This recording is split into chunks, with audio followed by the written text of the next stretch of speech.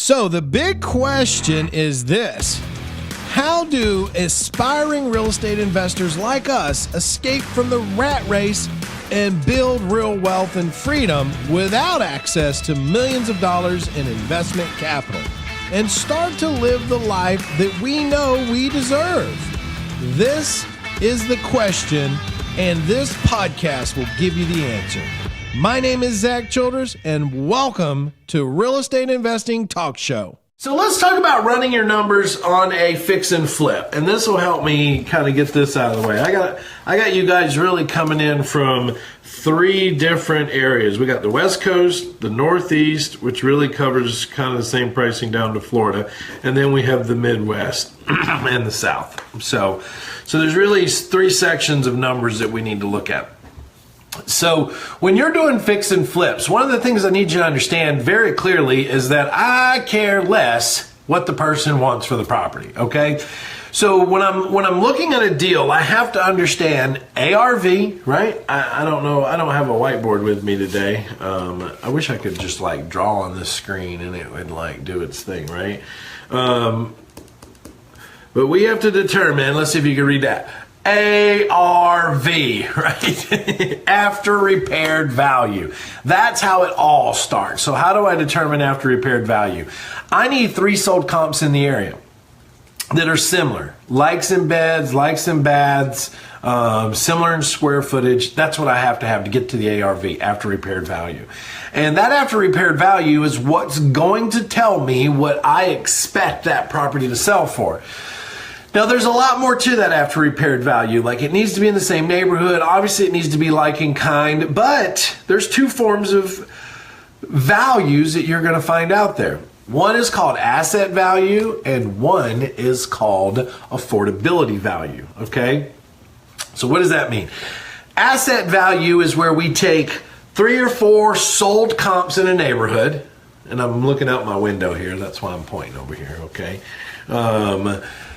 You take 3 or 4 sold comps in a neighborhood, whatever their prices is, you add them up and you divide it by the number in which you found, okay? Number one, that gives you the average resale price in that area. Number two is you look at all of those sold comps and the square footage they are. You add up all their square footage, you divide by the number of properties you're looking at. That gives you the average square foot and the average sales price. You divide those to determine what is the average resale per square foot, okay? You got me? So if I've got, keep math easy, if I've got 3 houses that all sold for $100,000 and their square footage was all 1,500, okay? So they're all equal. We're just using easy math. So if I take 3 comps at 300,000 divided by the 3 houses, that tells me that the average sales price is 100,000, right? So I've got 100,000 average sales price. Then if all the properties in that area have 1,500 square feet, the ones I'm looking at, then that's 15 plus 15 is 3,000 plus 15 is 4,500 divided by 3 gives me 1,500 square feet. So what I have to determine is I have to say, okay, well, what's the average resale price per square foot? Okay. So what does that mean to you? That means that I need to know that number because I need to multiply it by the square footage of my property. Okay. And so if I take 100,000 which is the average resale price, and I divide that by the average square foot in the area, which in this case is 1,500, that gives me $66 a square foot. So now I know how to determine my asset value. You with me? So if I know $66 is the average and my asset I'm looking at has 1,700 square feet, then I take 66 times 1,700 gives me $112,000, which is called asset value, which means that asset's value is $112,000. But don't be fooled, because that's just one of the values we're looking for. Then we have to look at the affordability index in the neighborhood. So I'm going to look at that neighborhood and what has sold, and I'm going to look and say, okay, on the low end, what has sold? Okay, I can find stuff all the way down to 80,000. And on the high end is 125,000. So if my asset value that I've determined as the square foot resale price times my square foot is in between those numbers, then I'm within the affordability range of that neighborhood. That is crucial. It's crucial.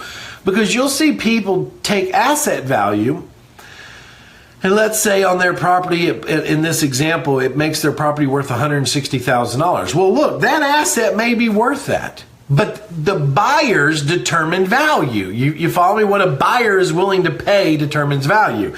So when I go look at the value index in that neighborhood, and the highest price that someone's paid for a house is $125,000, then I know that my house will either sit on the market for a long time or just won't sell. And I'll have to start bringing down the pricing. You follow me? So you got to get clear on that. So that's why you have to make sure that your asset's value fits inside the affordability value. That's ARV.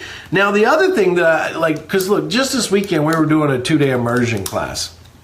And we had 20 investors in town, and we were on the phones with them, making them call, just digging deep, right? Finding deals. And one of the things I kept running into as I was helping people was in the comping aspect of this, in the ARV aspect of this.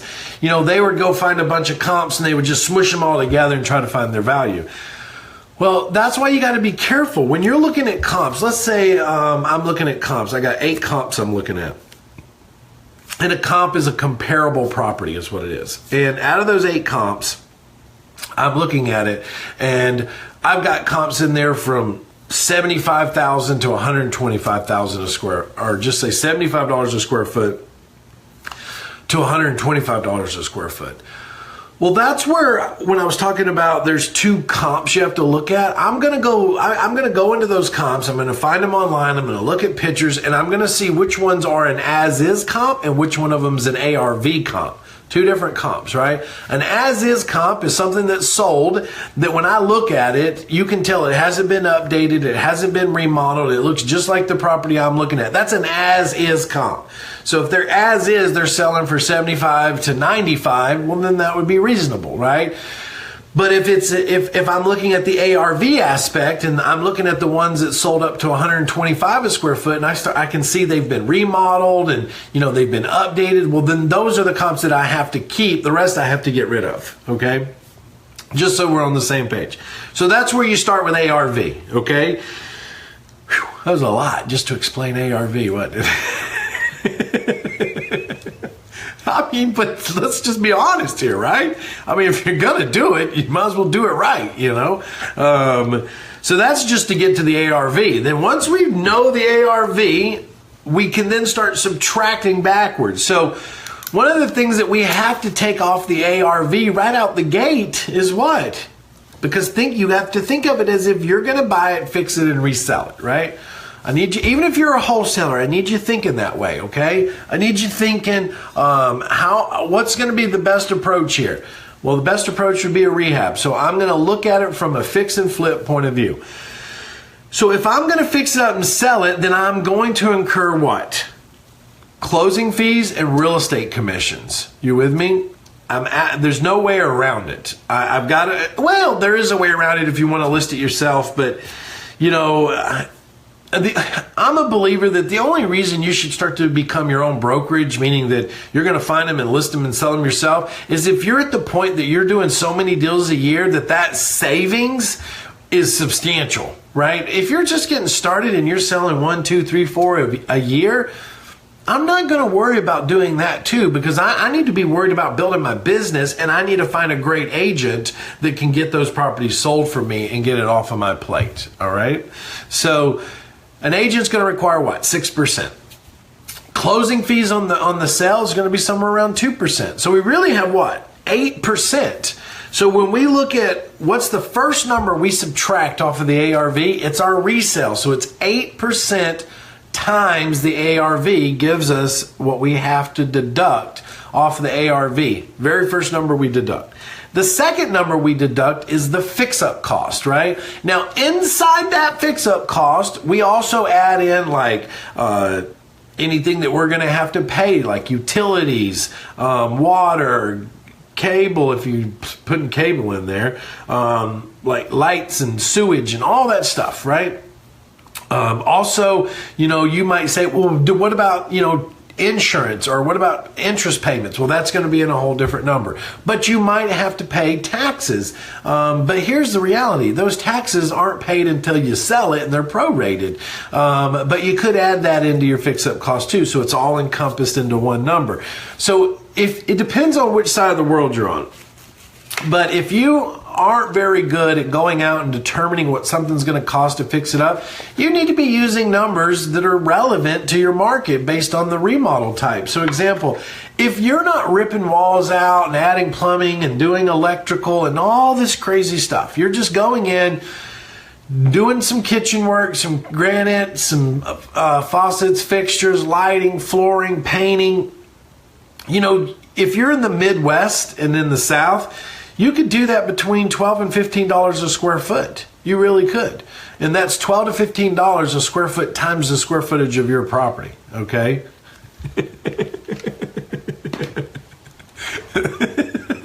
Yes, ma'am.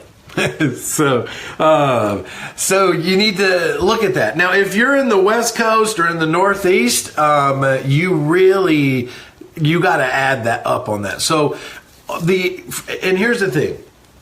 I don't rehab a lot in the north. I don't rehab at all in the Northeast, honestly, and I haven't rehabbed in the California market in a while.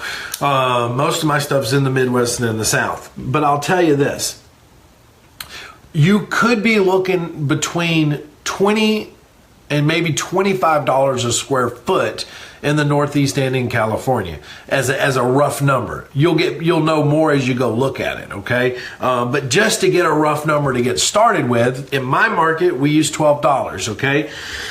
So I'll take the square footage of the property. Let's say it's 1,500 square feet. I'll take 1,500 square feet, delete this out, 1,500 times 12 tells me I should be able to remodel that house for $18,000. So when I take my ARV and I minus my resale, then I minus my fix-up cost, right? And that's why I gave you those quick numbers, okay? That's what gets us to the subtotal, okay? So that's how you determine rehab. Now, what do I need to determine? Profit. So if I'm a rehabber, I'm going to know what my profit I want on a deal. Typically, I'm going to want $20,000 to $25,000. Unless it's a really small deal and I know I can get in and out of it super fast, I'll be okay with 15. I get really leery when you get down to like that $10,000 number. So it's safe to say if you can make 15 to 20, you're doing good. You guys out in California and in the Northeast, man, you guys have it made. We have to do so many more here to get to where you guys are because, your average, like our average profits down here are around that $20,000. Well, actually, it's like $22,000 or somewhere around there. But for you guys in the Northeast and California, your average profits are like $40-something thousand. So that's huge when you consider the different locations in market. You don't have to do as many as we do here to get to the same number. So your profits need to be relevant to that. Now, if you're wholesaling, you need to think about your investor. What kind of profits do they want on a deal? So when I'm building my buyers list, I'm always asking that question to kind of see if all the investors are around the same mark. Like, hey, if I bring you a fix and flip, what kind of profits do you want to make? What's the range in which you're looking to make? So, and it helps me understand when I'm running the numbers as a wholesaler. So now that you've done your ARV, you've minused your resale fees of 8%, you've minused your fix-up costs based on the formula I gave you, and you minus the profits, you get to what's called a subtotal. The subtotal is the ARV minus all of those, okay? That subtotal is the number that we're going to use to calculate our purchase fees off of. Because why? Because we don't know what we're going to pay for it yet, right? We're just running numbers. We haven't even made the offer yet, and it hasn't been accepted. So wherever that subtotal comes to is always higher than what you're going to pay for it. So what does that mean? Well, that means you have a hedge factor. That means you've built in some extra money in there that when you make an offer, if they say no, they want to go up on it, then you can go back and recalculate your purchase fees off of the counter they make you to see how much actually you can go up, because there's more money in there that's kind of a hedge factor for yourself. And so what do I mean by that? Well, let's look at the example. So we take our subtotal. Just to keep math easy, we're going to say that the subtotal came down to $100,000. Inside that $100,000, we would now calculate a number against that. So what is that number? Well, I always assume that if I'm going to wholesale this deal to an investor, that they're probably going to use hard money or asset-based lending as a cash investor. So in that case, most asset-based and hard money lenders are charging 2 points up front and 12% annualized interest. So that interest breaks down to 1% per month. So in most markets, houses can be fixed and put on the market and sold in 6 months. Now, if you're in a market that's hot and crazy hot, that might only take you 3 months. So what's the number that we use in the subtotal? We use 2 points plus however many months we think it's going to take. So let's just say you think in your market you can get this done in 3 months. Well, that's 3% for 3 months plus 2 points. So that's 5% interest. You with me? So we take 5% times the subtotal, which is going to be $5,000, which is our purchase fees, and that's going to include interest and the fees that we have to acquire. If you're not sure about 3 months, then use 6 months. So 6 months would take us to 8%. Okay, so we would take 100,000 times 8% gives us $8,000. So our subtotal is 100,000 minus our purchase fee expenses of, let's use the 6 month scenario, of $8,000, which gives me an MOP, max offer price, of $92,000. You with me? So I started with my ARV, I minus my resale once it's fixed up, commissions and closing, I minus my fix-up costs, I minus my profits, I get a subtotal, I minus my purchase fees, depending on whether it's 3 or 6 months on my market, it gives me a max offer price of $92,000. Does that mean that's the offer I send out? Do I send that offer out? No, I absolutely do not send that offer out. I start less than that so that if there's negotiation, I can work my way up. Also, I need to subtract off that 92 if I'm going to wholesale it. So let's say my whole deal with this is to wholesale it. Let's say I want a, I don't know, $7,000 assignment fee. Well, then I'm going to take the 92 max offer price minus the 7,000, puts me at 85,000, which means I need to now go negotiate that deal down to $85,000 or less, so that my investor can get a deal that he can make or she can make $20,000 on, including all the fees, an $18,000 remodel budget, and use asset or hard money, which then means that I also make $7,000. Okay, so it's added in the subtraction of all the fees. Now, let's say I go to my buyer and my buyer says, yeah, I like that deal. I say, great. Well, look, I ran it. I added $18,000 in fix up, $20,000 in profits. And I also added in if you were going to use hard money and it was going to take you 6 months. And my buyer says to me, well, I'm not using hard money. I'm going to use my own money.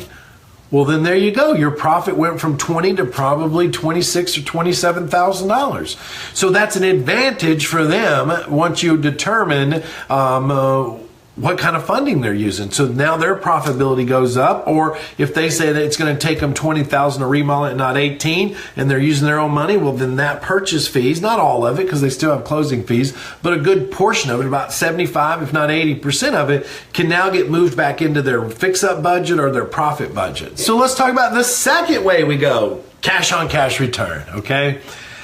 Cash on cash return is the way that as a wholesaler or a buy and hold, you should only be thinking about. There's no other way to think about it. You shouldn't even be looking at it. People go, what about ROI? Well, what about it? That's great. ROI includes a bunch of other stuff, but it does not tell me my true return on my dollar.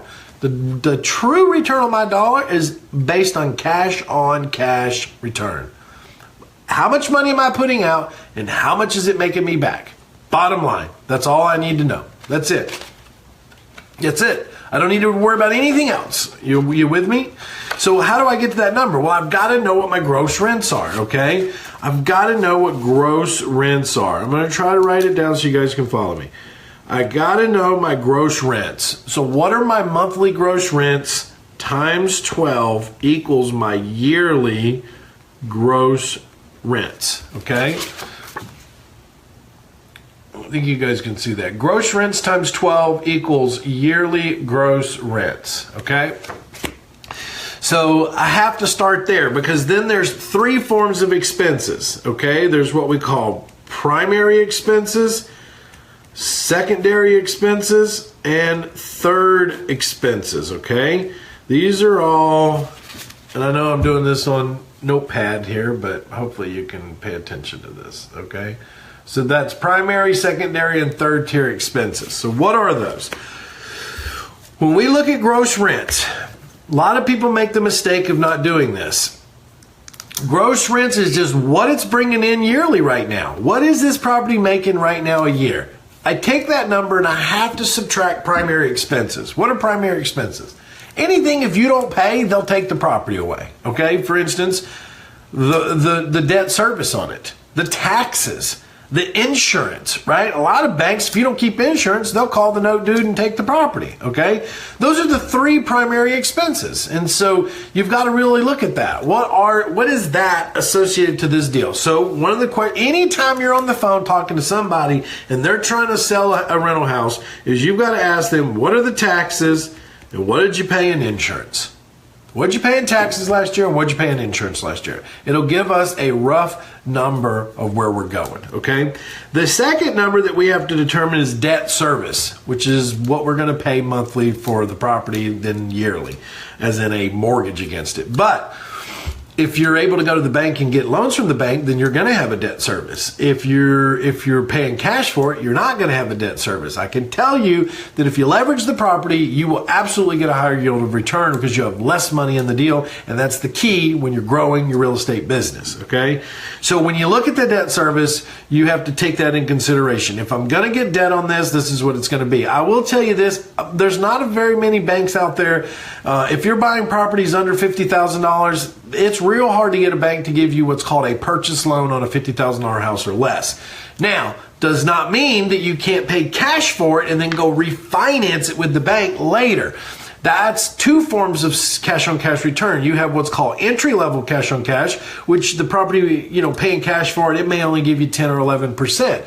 But within 1 year, you can stabilize it and refinance it out, which means now you have less money in the deal, or in some cases, you have no money in the deal, which means you can move into year two with a 30, 40, 50% cash on cash return, or it could be infinite if you're able to refinance and pull the money out.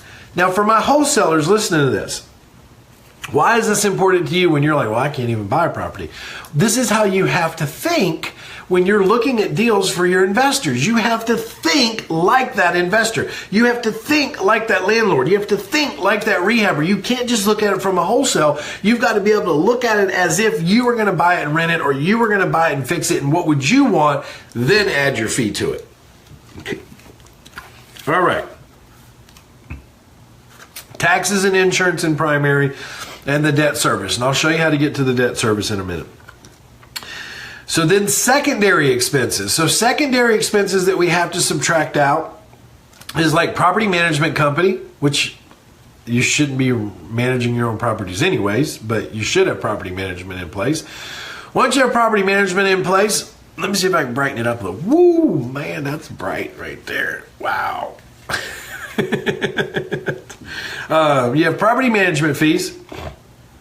On the other side of it is if it's a single family, you typically don't have any other fees, as in like landscaping or yard work or trash or cable or utilities. You typically don't run into that with single families. But if you're moving into like duplexes, tris, quads, and higher, you're going to have other secondary expenses. You're going to have yard maintenance. You're going to have a dumpster. You might even pay some of the utilities. You might even pay some of the cables, or you may not, but the landlord who has it, who's selling it, may be already paying those. And so now that gets passed on over until those leases come due that you can change things.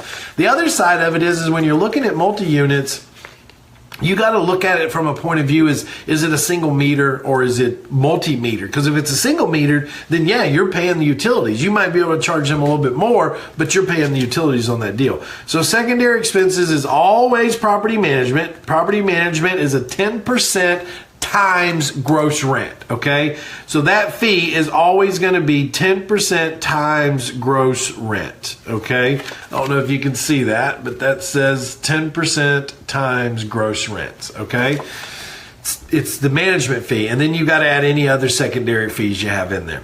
Okay, so now we're adding it all up. Primary, we have taxes, we have insurance, we have secondary, property management fees, and then third is really your risk factor. It's your hedge, it's your risk, it's your safety belt, right? It's the safety harness that you wear so you don't fall off the roof. And so on that, we call this a reserve account. So in third expenses, it's classified as a reserve account.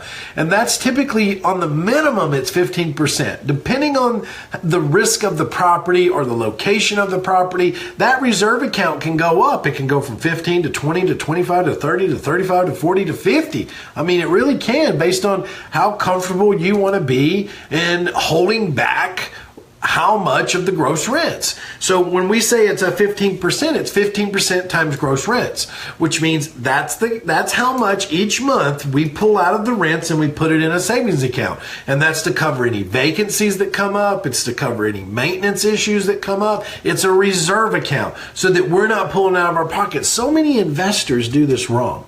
So many investors do this wrong. They go, oh, well, I'm getting $2,000 a month off that. No, you're not.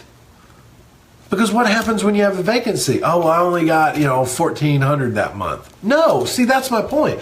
When you're stacking your reserve account, you're living truly off the cash flow that is real cash flow. Because the months that you have vacancies, you're able to pull out of the reserve account to pay you so that your monthly fee stays consistent all year long. So that you can start to have what's called a consistent cash flow instead of the roller coaster that most landlords go through, okay? So that's your three expenses. Now, to go back to the debt service fee, because we have to take that out if we want to know a true cash on cash. So to get to our true NOI, which is gross rents minus taxes, insurance, debt service payment, management fees, any other expenses, plus minus our reserve account, that gives us to a TNOI, true net operating income. We have to determine debt services, okay? So let's say you're going to pay, $100,000 for this house. Well, the banks are going to require about a 20% down payment, right? So this also helps us understand our cash invested as a landlord. So if I have a $100,000 house and the bank's going to want 20% down, that's $20,000 right out the gate, right? It's a $20,000 I got to bring to the bank. That leaves me with an $80,000 loan, okay? Which means they're going to put a loan on that property for $80,000. Now, if you want to use a formula that's going to get you to the closest number possible to what your PI would be without using a mortgage calculator, you would take $80,000 in this example times 0.00 and whatever the interest rate you're expecting, 5 or 6%. So remember, it's 100. It's the loan amount in this example, 80,000 times 0.00, whatever the interest rate is. So that tells me my monthly PI payment is going to be somewhere around $480. Times that by 12 tells me my yearly is about $5,700. Now, when I add taxes and insurance into that, it obviously is going to be bigger, and that's what my PI-TI payment a year is going to come out to be. So that helps me get my debt service payment. So in this example, the debt service would be $5,700. Now, some people say, okay, great. So I'm $20,000 out of pocket to get the loan. So that's my cash invested. No, that's not true. Cash invested is down payment, closing fees, and any fix-up cost or wholesale fees, right? So I know the down payment, right? The down payment in this rental property is $20,000. Is there any fix-up cost that I have to think about? Well, in this case, let's say I might have to have $3,000 just to get it cleaned up, right?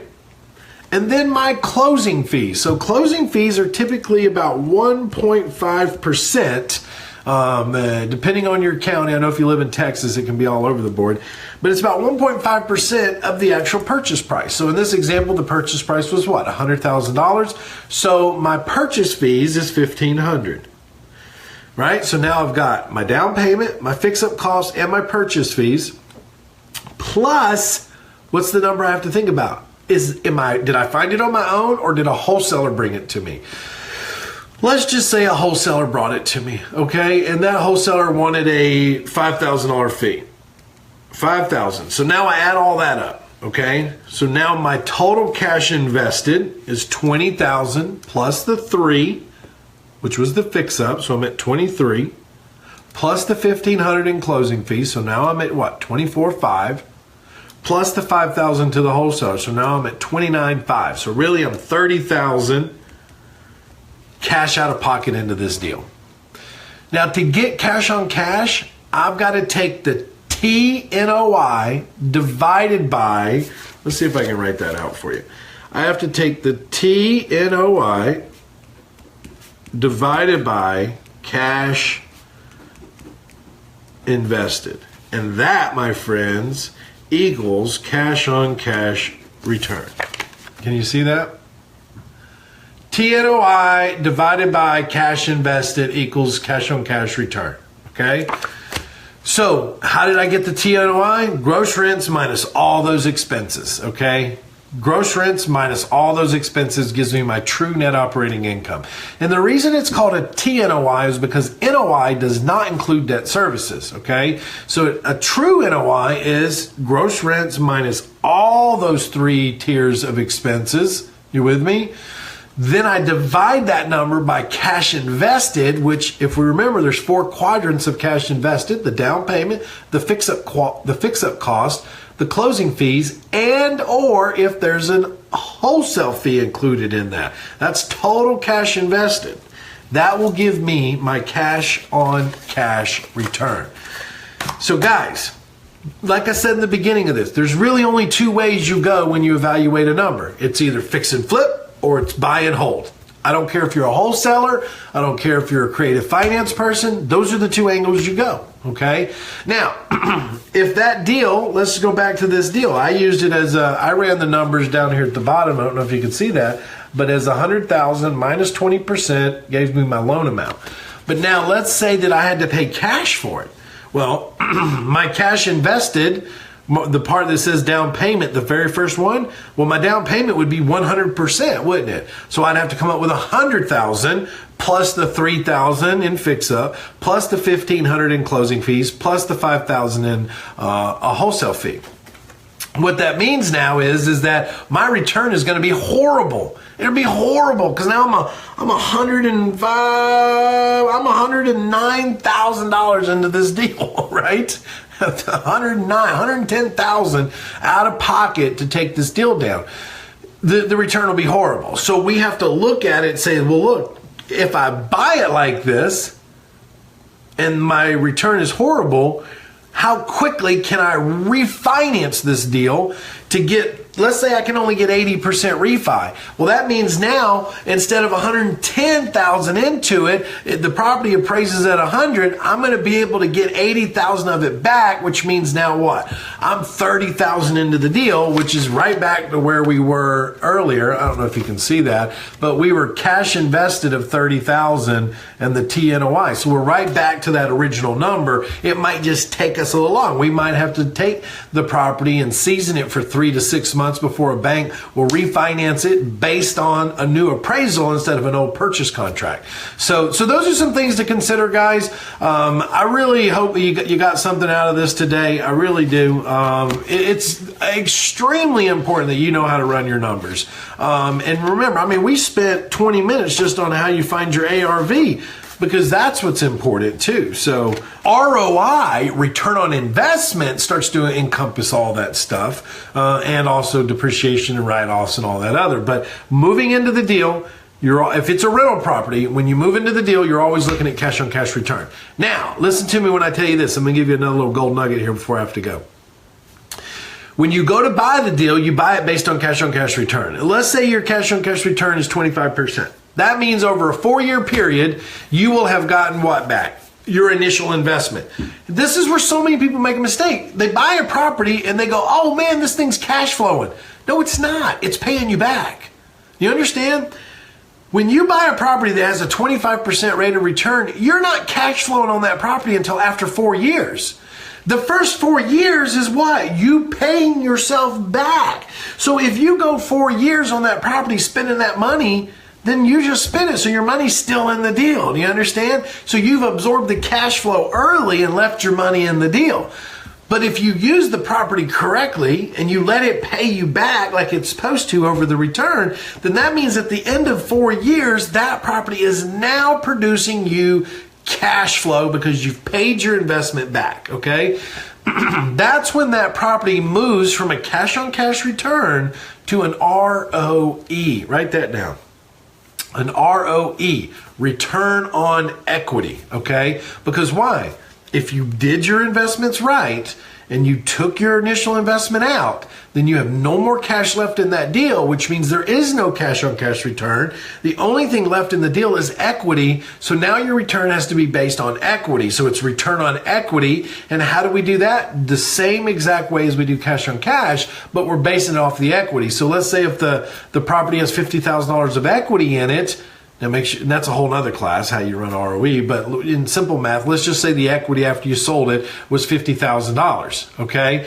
That $50,000, you then take your T and Y and you divide it by the equity in the property, and that will tell you your return on equity, which will tell you if you need to sell the property or not. Because here's what happens when that property builds up a lot of equity. If you're in the growth mode of real estate and you're in the mode of building, then you're always looking at the rate of return in which you're getting on properties. So with that said, if I've now got all my money out of the deal and I've got $50,000 of equity in it and I'm making $5,000 a year on that property, my T&OI is $5,000, my equity is $50,000, that means I'm making 10% return on that equity.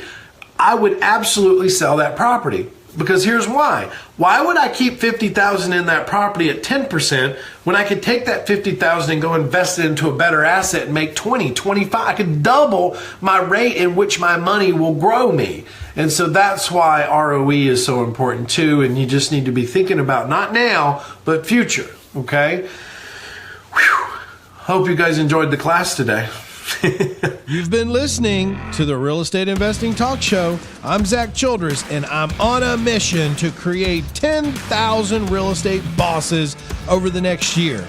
Will you be one of them? Head over to my website, reisuccessacademy.com/web class, and register for my free web class where you'll discover how to escape from the 9-to-5 grind and become your own boss in real estate. See you there.